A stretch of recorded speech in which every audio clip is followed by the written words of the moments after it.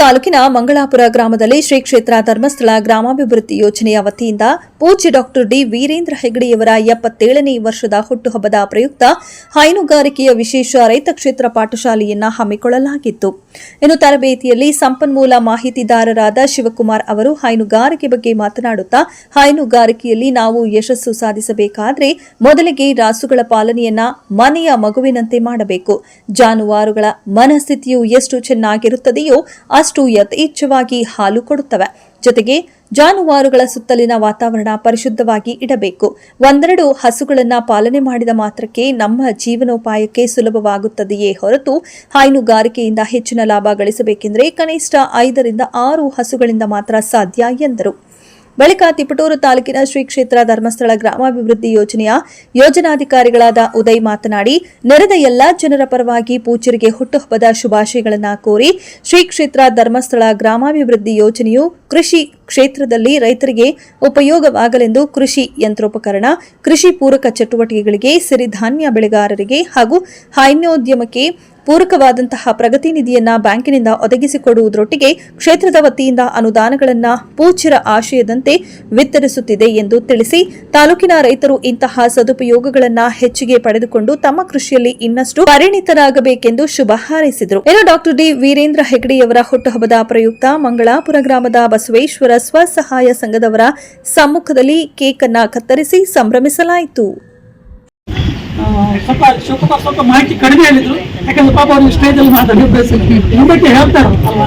ನೀವೇನಾದ್ರೂ ಪರ್ಸನಲ್ ಆಗಿ ನಿಮಗೆ ಲಾರ್ಜ್ ಸ್ಕೇಲಲ್ಲಿ ದೊಡ್ಡ ಮಟ್ಟದಲ್ಲಿ ಹೈನುಗಾರಿಕೆ ಮಾಡುವಂಥ ಮನಸ್ಥಿತಿ ಇದ್ರೆ ಖಂಡಿತ ಫೋನ್ ಮಾಡಿ ಕರೀರಿ, ಬಂದೇ ಬರ್ತಾನೆ. ನಾನು ಅಷ್ಟೇ ನಾನು ಬಂದು ಭೇಟಿ ಮಾಡಿದೆ ಸರ್. ಎನಿಗೂ ಅಷ್ಟೇ ಯಾರು ಬಂದು ಮಾಹಿತಿ ಕೇಳಿದ್ರೆ ನಾನು ಮಾಹಿತಿ ಕೊಡ್ತೇನೆ. ಯಾಕಂದ್ರೆ ನಮಗೆಲ್ಲ ಅಷ್ಟೊಂದು ಅನುಭವ ಇಲ್ಲ. ನನ್ನ ಅಪ್ಪ ಅಮ್ಮೆಲ್ಲ ಮಾಡಿದ್ರು, ನಾವೆಲ್ಲ ಓದ್ಕೊಂಡು ಹೋದೆವು. ಆ ಅನುಭವ ಇದ್ರೆ ನಿಮ್ಗೆ ಖಂಡಿತವಾಗಿ ಮಾತಾಡ್ತಾರೆ. ಅದಷ್ಟೇ ಒಂದೊತ್ತು ಸತ್ಯ, ಭೂಮಾತೆ ಗೋಮಾತೆ ನಿಂತ್ಕೊಂಡು ಯಾವುದೇ ಕಾರಣಕ್ಕೂ ನಮ್ಮ ಜೀವನ ಹಾಡಿಲ್ಲ, ನಮ್ಮ ಬದುಕನ್ನು ಕಟ್ಟಿಕೊಡ್ಬೋದು. ಏನು ನಂಬಿಕೆ ಇರ್ಬೇಕಲ್ವಾ, ನಿರ್ವಹಣೆ ಮಾಡ್ತಾರೆ. ಯಾಕಂದ್ರೆ ಅವ್ರು ಮೂಕ ಪ್ರಾಣಿಗಳು, ಅವ್ರಿಗೆ ಏನು ಹೇಳಿಕ್ಕೂ ಬರಲ್ಲ. ನೀವು ಒಂದಿಷ್ಟು ತುಂಬಾ ಆಟೆಗೆ ಹಾಕಿ ತಿಂತದೆ, ಒಂದಿಷ್ಟು ಏನು ಹಾಕ್ಬೇಡಿ, ನಮ್ಮ ಹಾಕಿಲ್ಲ ಅಂತ ಕೇಳಲ್ಲ ಅಲ್ವಾ.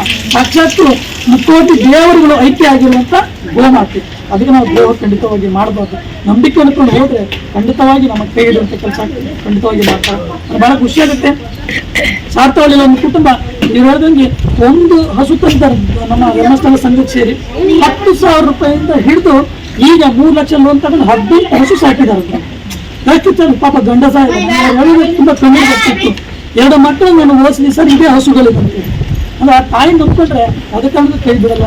ಹಾಗಾಗಿ ನಾವು ಉದಾಸೀನಗಳಾಗಿದ್ದೇವೆ. ದಯವಿಟ್ಟು ಉದಾಸೀನತೆಗಳನ್ನು ಬಿಟ್ಟು ಇವತ್ತು ಪೂಜ್ಯರ ಮಾರ್ಗದರ್ಶನದಲ್ಲಿ 77ನೇ ಹುಟ್ಟುಹಬ್ಬವನ್ನು ನಾವು ಆಚರಿಸ್ಕೊಳ್ತೀವಿ. ಯಾಕಂದ್ರೆ ಎಷ್ಟೆಲ್ಲ ಕೆಲಸ ಕಾರ್ಯಗಳನ್ನು ಮಾಡ್ತಿದ್ದಾರೆ. ಜನಮಂಗಲ ಕಾರ್ಯಕ್ರಮದಲ್ಲಿ ಮಲಗಿದಲ್ಲಿ ಇದ್ದವರು water bed, wheel chair, walking stick, ಇವೊಂದು ಕಮಾಂಡರ್ ಇವುಗಳನ್ನು ಉಚಿತವಾಗಿ ಹೆಗ್ಡೋರು ಕೊಡ್ತಿದ್ದಾರೆ. ಯಾರು ಇಲ್ಲದವರಿಗೆ, ನಿರ್ಗತಿಕರಿಗೆ ಮಾಸಾಶನ ಕೊಡುವಂಥ ಕೆಲಸ ಪೂಜ್ಯರು ಮಾಡ್ತಿದ್ದಾರೆ. ರೈತಾಪಿ ವರ್ಗದವರಿಗೆ ಅನುಕೂಲ ಆಗಬೇಕು ಅನ್ನೋ ದೃಷ್ಟಿಯಲ್ಲಿ ನಮ್ಮೂರು ನಮ್ಮ ಕೆರೆ ಕಾರ್ಯಕ್ರಮದಲ್ಲಿ ಕೆರೆ ಹೂಳನ್ನು ಎತ್ತುವಂತ ಕೆಲಸ ಮಾಡಿದೆ. ಹತ್ತಿರದಲ್ಲಿ ನಮ್ಮ ಕೆಂಕೆರೆಯಲ್ಲಿ ಈಗಾಗಲೇ 17 ಲಕ್ಷ ಸ್ಯಾಂಕ್ಷನ್ ಮಾಡಿ 17 ಲಕ್ಷ ಕೊಟ್ಟು ಆ ಕೆರೆಯನ್ನು ಹೂಳೆತ್ತಿ ಕೆಲಸ ಮಾಡಿದೆ. ಹತ್ತಿರ ರಂಗಾಪುರ ಮಠದಲ್ಲಿ ನೀವು ಎದುರುಗಡೆ ನೋಡಿರ್ಬೋದು, ಕಟ್ಟೆ ಇದೆ, ಅದನ್ನು ಸಹ 8 ಲಕ್ಷ ಕೊಟ್ಟು ನಮ್ಮ ಹೆಗ್ಡರು ಅದನ್ನು ಕೆರೆಯನ್ನು ಹೂಳೆತ್ತುವಂತ ಕೆಲಸ ಮಾಡಿದೆ.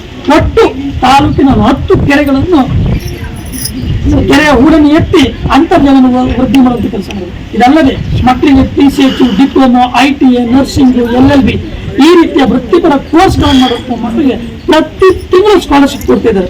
ಇವತ್ತು ನೋಡ್ಕೊಳ್ಳಿ, SSLC ಮತ್ತು PUC ನಂತರ ವೃತ್ತಿಪರ ಕೋರ್ಸ್ಗಳನ್ನು ಮಾಡುವಂಥ ಮಕ್ಕಳಿಗೆ ಪ್ರತಿ ತಿಂಗಳು ಸ್ಕಾಲರ್ಶಿಪ್ ಕೊಡುವಂಥ ಅವಕಾಶ ಇದೆ. ಇದ್ರ ಜೊತೆಗೆ ಶುದ್ಧ ಕುಡಿಯುವ ನೀರಿನ ಘಟಕವನ್ನು ಪೂಜ್ಯರ ಮಾರ್ಗದರ್ಶನದಲ್ಲಿ ನಾವು ಮಾಡ್ತಿದ್ದೇವೆ.